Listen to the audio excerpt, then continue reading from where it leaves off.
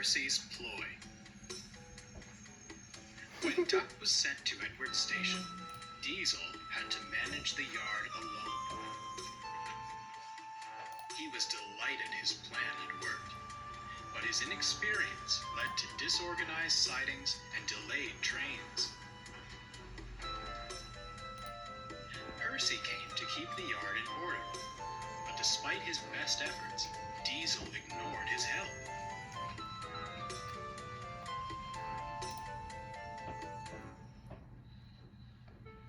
"He's awful," Percy complained. "He spends more time lurking amongst the trucks than shunting. I don't know what you three see in him.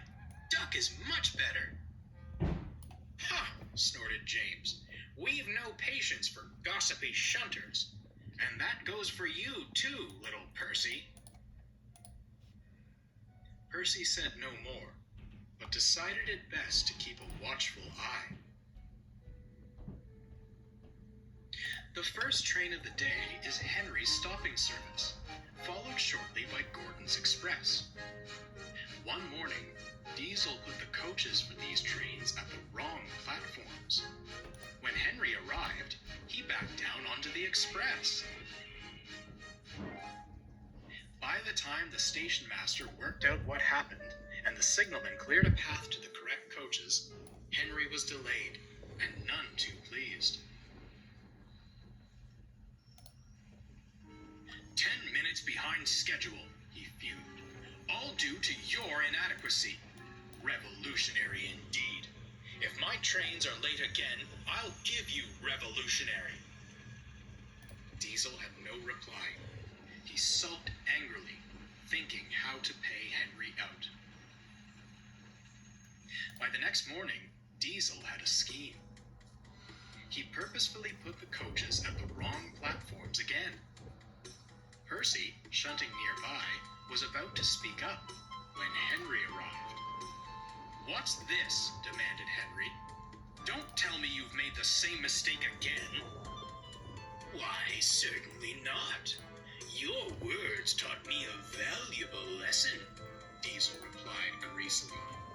"This is a change requested by the Fat Controller himself. The way I heard it, you pull the Express much better. Gordon is only suited for that kipper of yours now. It's your turn today, and perhaps forever." Diesel scuttled away, leaving Henry full of pride.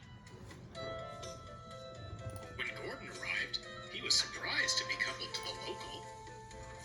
Percy tried to tell them what he'd seen, but Gordon and Henry argued so bitterly that no one paid attention. In the end, Gordon left with a very late local and a nasty disposition. "That Henry," he complained to Percy, "saying he pulls the Express better than me. On what railway is that true? My passengers have never once complained. And to suggest I'll be pulling the flying kipper, it's disgraceful. Where did he get such an idea?"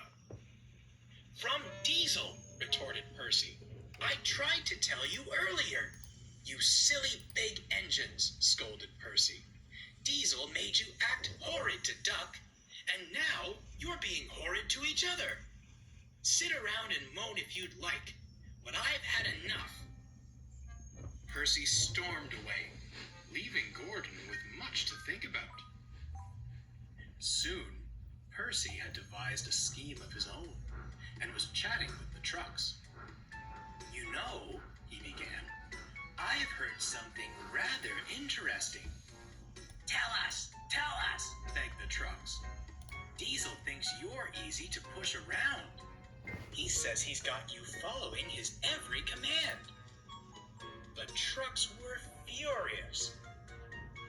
"Someone should show him a thing or two," smiled Percy, and he scampered off. The trucks began plotting at once. Someone was going to be them.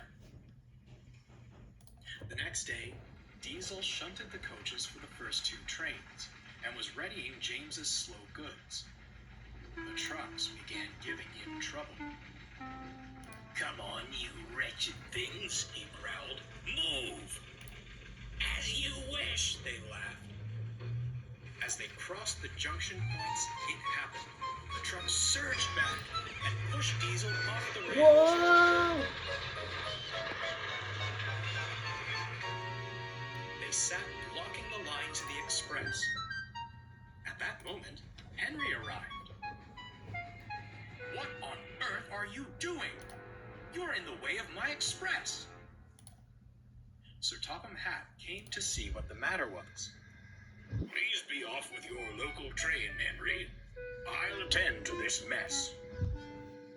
Henry was confused. I thought you wanted me on the express, sir.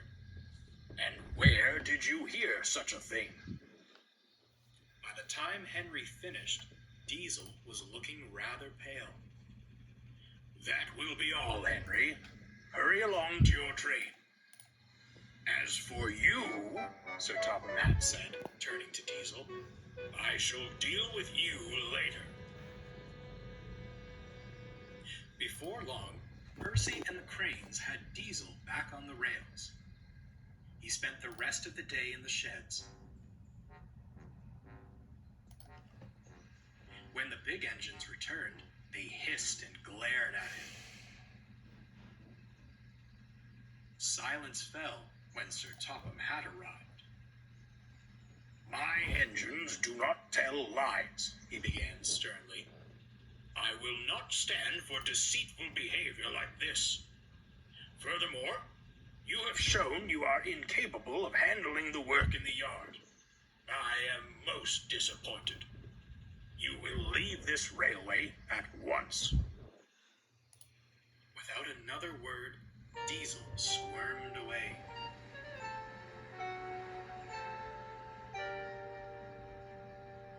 As for you three, Sir Topham Hatt continued, I hope you've learned a valuable lesson about trust and loyalty.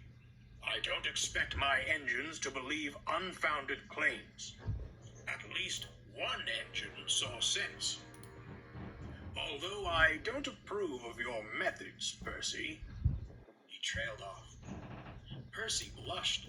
Sir, how did you... However, winked Sir Topham Hatt, so long as it remains an isolated incident, we shall say nothing more.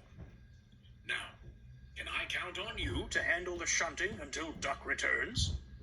Certainly, sir, peeped Percy, and he hurried off to tidy the yard.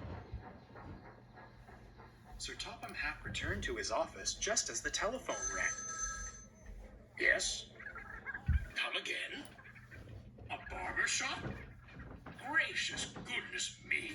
I'll be there right away. But I'll say no more, or I shall spoil the next story.